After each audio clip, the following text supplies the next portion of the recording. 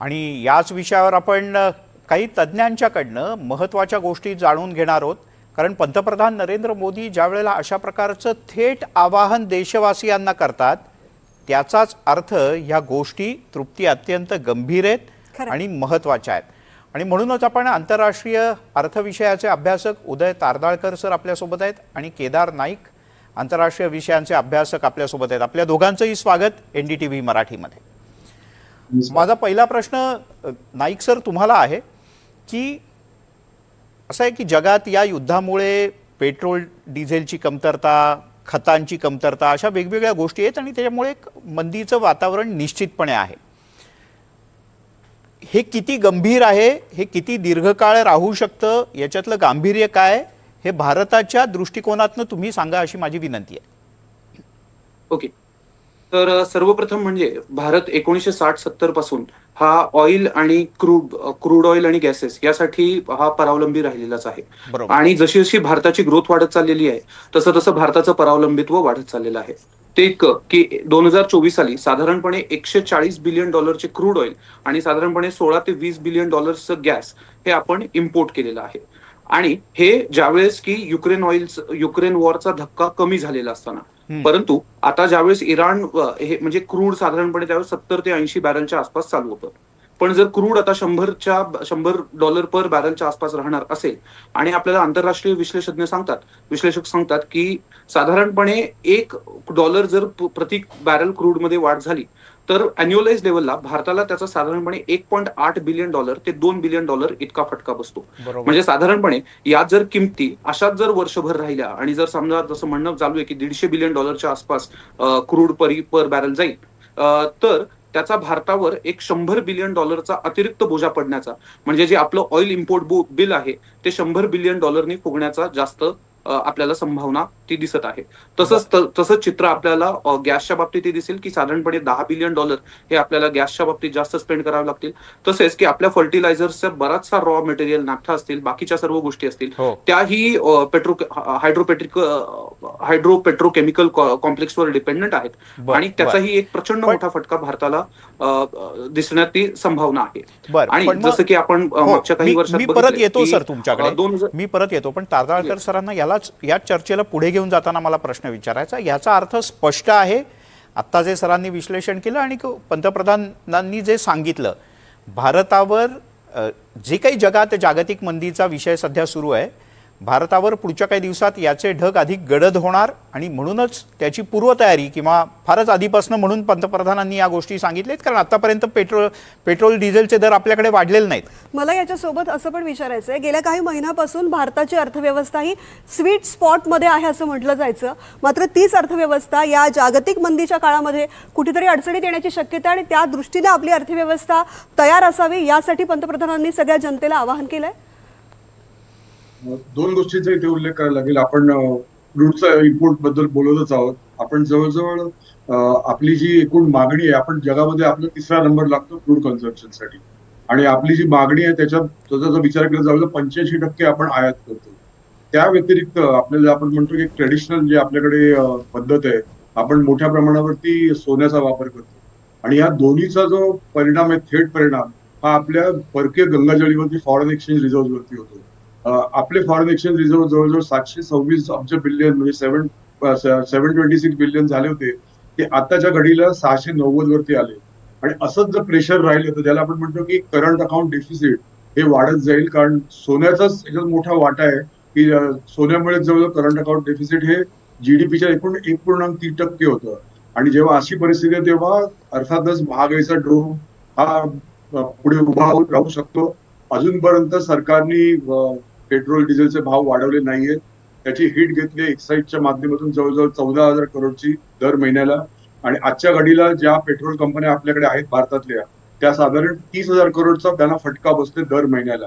ह्या सगळ्या पार्श्वभूमीवरती पंतप्रधानांनी जे आवाहन केले की तुम्ही अशा तऱ्हेने वापर करा परकीय चलनाचा. आता आपल्याकडे फेमा ऍक्ट जो आहे, पहिला फेरा ऍक्ट होता, त्यामध्ये आपल्याला अगोदर जपून फॉरेन एक्सचेंज वापरायला लागायचं, तसं आता नाहीये.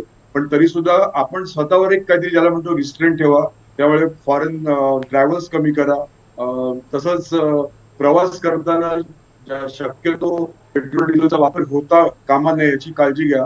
एक महत्वाचा मुद्दा इकडे आहे की आपण मगाशी जो पंतप्रधानांनी सांगितला की रेल्वेचं आपण जे इलेक्ट्रिफिकेशन केले जवळजवळ 99% आहे, त्यामुळे रेल्वेला डिझेल अजिबात लागत नाही. या सगळ्या पार्श्वभूमीवरती मला वाटतं की एक सबुरीचा सल्ला पंतप्रधान दिलाय आणि आपली इकॉनॉमी 7.2% वाढणारी त्याचं एस्टिमेट 6.60% आलंय.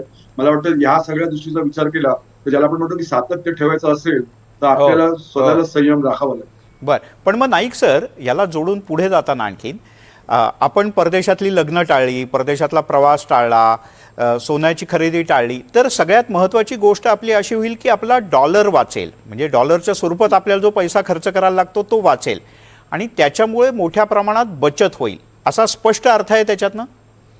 अगदी नक्कीच.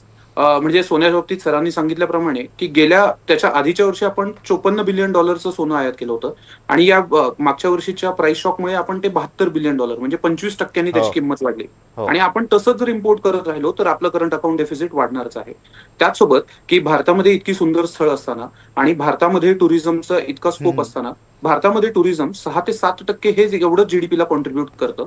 त्या उलट मात्र भारतीय आणि सहसा जेनझी तर ही फॉरेन टुरिझमसाठी जवळपास वर्षाला $32 ते $35 बिलियन खर्च करते. तर हे कमी करून जर भारतामधल्या टुरिझमलाही चालना दिली तर आपलं फक्त डॉलरही सेव्ह होणार नाही, त्याचसोबत भारतातलं टुरिझम वाढून ते भारताच्या जीडीपीच्या 10% आसपास होण्याची संभावना आहे. नीती आयोगाने नुकताच तसा रिपोर्ट दिलेला आहे. परंतु या सर्व गोष्टींना आपल्याला सर्व म्हणजे विकसित भारत 2047, आत्मनिर्भरता आणि भारताचे सस्टेनेबल डेव्हलपमेंट गोल्स या सर्व गोष्टींना आपल्याला ते बघावं लागतं. तारदाळकर सर, मगाशी आपण पेट्रोल डिझेलच्या किमतींबद्दल बोलत होतो. मला त्याच अनुषंगानं एक प्रश्न विचारायचा आहे. खरं तर आत्ता जी परिस्थिती आहे त्या परिस्थितीमध्ये भारतीय अर्थव्यवस्थेला, सरकारला सुद्धा मोठ्या प्रमाणामध्ये फटका सहन करून पेट्रोल डिझेलच्या किमती स्थिर ठेवण्यासाठी प्रयत्न करावे लागत आहेत. मात्र त्याचबरोबर पेट्रोल डिझेलवरती प्रक्रिया करणाऱ्या ज्या कंपन्या आहेत त्यांना सुद्धा तोटा सहन करावा लागतोय. भविष्यामध्ये पेट्रोल डिझेलच्या किमती वाढू शकतात का, किती वाढतील, आणि यासोबतच सगळ्यात महत्त्वाचं म्हणजे जे आवाहन पंतप्रधान मोदींनी केलेलं आहे त्यानुसार पेट्रोल डिझेलचा तुटवडा येणाऱ्या काळात किती प्रमाणात निर्माण होऊ शकतो? पहिल्या तुटवड्याबद्दल आपण जर बोललो तर आपली जी राजकीय शक्ती आहे ज्याला इंटरनॅशनल डिप्लोमसी म्हणतात, वेगळ्या माध्यमातून आपण एवढी काळजी घेतली आहे की आपल्याकडे पेट्रोलची कुठेही कमतरता होणार नाही डिझेलची, आणि त्या माध्यमातून युएई असेल तसंच आपल्याला माहिती आहे की जी एक आपण त्याला म्हणतो की नाकेबंदी झाली इराण, व्हेनेझुएला या सगळ्याकडून, आणि रशिया अर्थातच महत्वाचं. पण आपल्याला रशियाने मोठ्या प्रमाणावरती जे आपल्याला इम्पोर्ट करायचं सातत्य दाखवलं, आणि त्याशिवाय असं आहे की आपल्याकडे रशियन ऑइल हे इम्पोर्ट झाल्यानंतर ते एक्सपोर्ट सुद्धा होतं प्रोसेसिंग करून, कारण आपली जी रिफायनरी आहे त्या रिफायनरीमध्ये पण मोठ्या प्रमाणावरती ज्याला आपण म्हणतो कच्चं तेल जे असतं ते खूप निकृष्ट क्वालिटीचं जर असेल तर त्यासाठी रिफायनरी चांगली लागते, आणि ती आपल्याकडे सुदैवाने जामनगरला आहे. या सगळ्या गोष्टींचा जर विचार केला तर मुळात आपलं जे उत्पादन आहे पेट्रोलचं हे आपल्या एकूण जे साधारण 1 लाख बॅरल इतकं दिवसाला आहे, आणि प्रत्यक्षात आपल्याला लागतं साधारण 5.5 ते 6 लाख. म्हणजे ही जी गॅप आहे ही कशी भरून काढणार? तर पेट्रोल आणि डिझेलच्या ऐवजी काय करता येईल? मग आपण त्यासाठी जो सोलरचा वापर करतो, इलेक्ट्रिकल व्हेकल्स म्हणतो, तर अशा तऱ्हेने जर वापर केला तर आपलं फॉरेन एक्सचेंज नक्की वाचेल. अजूनही कुठेही फॉरेन एक्सचेंज वरती रिस्ट्रिक्शन नाहीये. इनफॅक्ट इम्पोर्ट करताना आता मागच्या बजेटमध्ये 50,000 ची 75,000 पर्यंत ड्युटी नाही, त्यामुळे सरकारने तशी कुठलीही पावलं अजून उचललेली नाहीये. पण हे मला वाटतं सेल्फ रिस्ट्रेंट किंवा संयम राखण्यासाठी सरकार आपल्याला आवाहन करतं. बरं नाईक सर, एक इंटरेस्टिंग गोष्ट मला तुम्हाला विचारायची आहे, कारण कोरोनाच्या नंतरच्या काळात जे लॉकडाऊन आणि सगळे विषय झाले, मध्ये परत एकदा अशीच हवा उठली आणि सुरुवात झाली.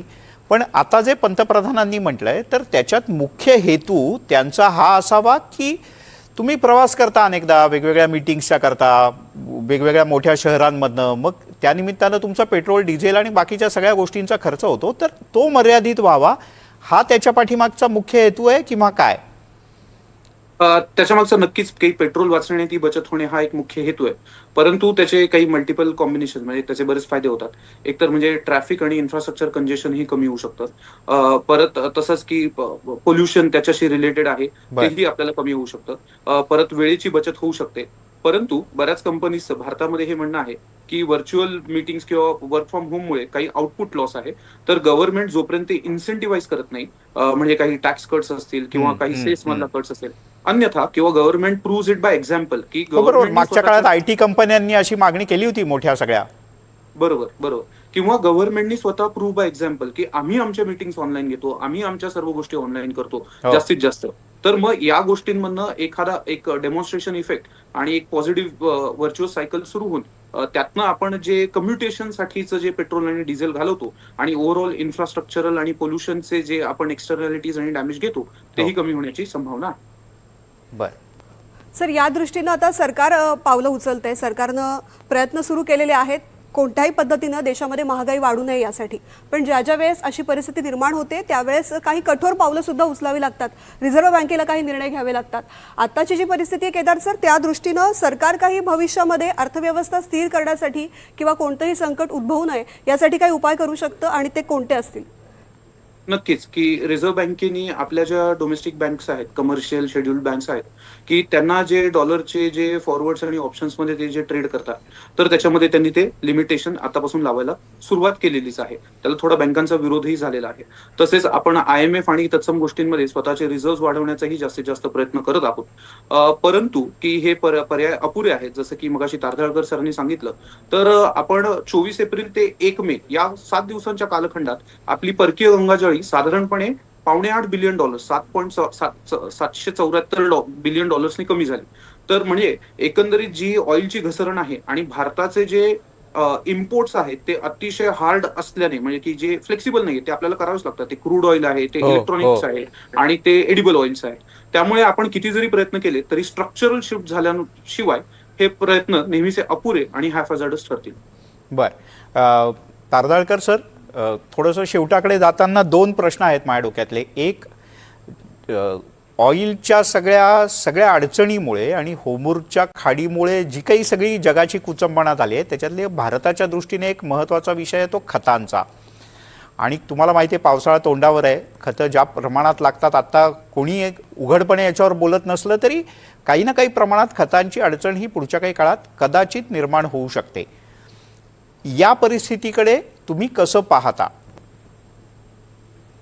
आपल्याकडे जो युरियाचा वापर आहे त्या बाबतीत आपण बऱ्यापैकी कंट्रोल घेतलेला आहे खतांचा विचार केला तर.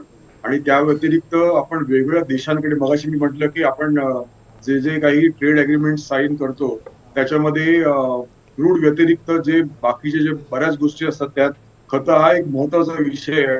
आणि मला वाटतं आता गेल्या 4-5 महिन्यामध्ये जे काही कामं केली गेली या पार्श्वभूमीवर, मग ते न्यूझीलंड असेल, ऑस्ट्रेलिया असेल किंवा EU असेल, तर त्यातून मला वाटतं काहीतरी नक्कीच समस्येचं हे उत्तर मिळेल.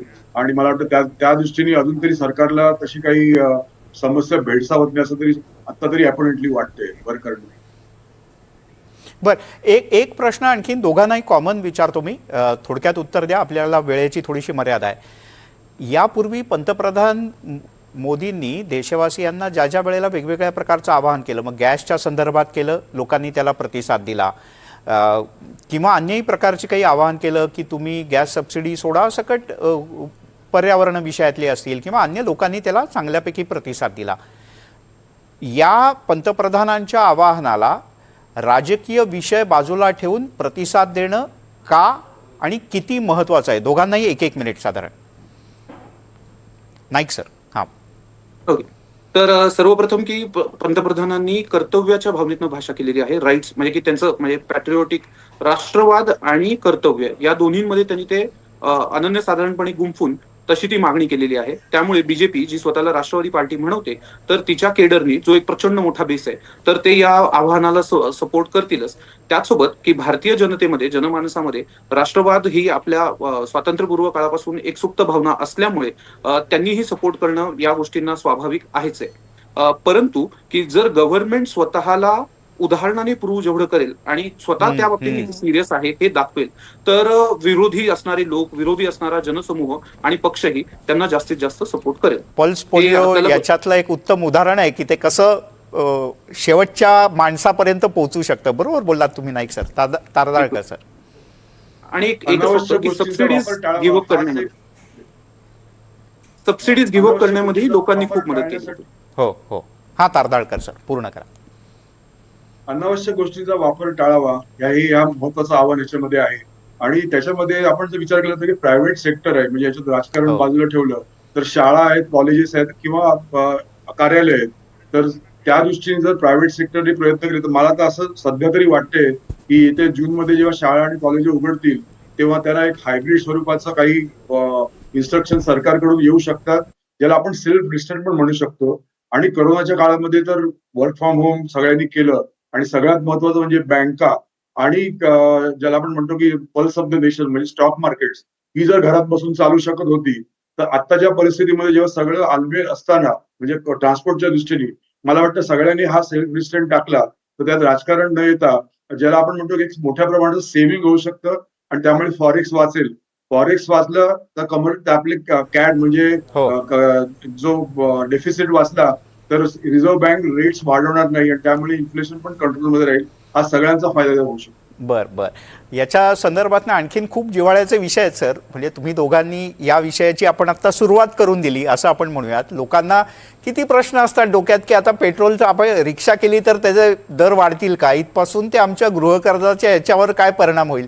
कारण हे सगळे सर्वसामान्यांच्या जिव्हाळ्याचे विषय आहेत. हे विषय पुढच्या काही काळात अधिक सविस्तरपणे तुमच्याकडनं समजून घेऊ. तुम्ही वेळ दिलात आणि फार सोप्या पद्धतीने हे समजावून सांगितलं, याबद्दल तुमच्या दोघांचेही मनापासून आभार. धन्यवाद.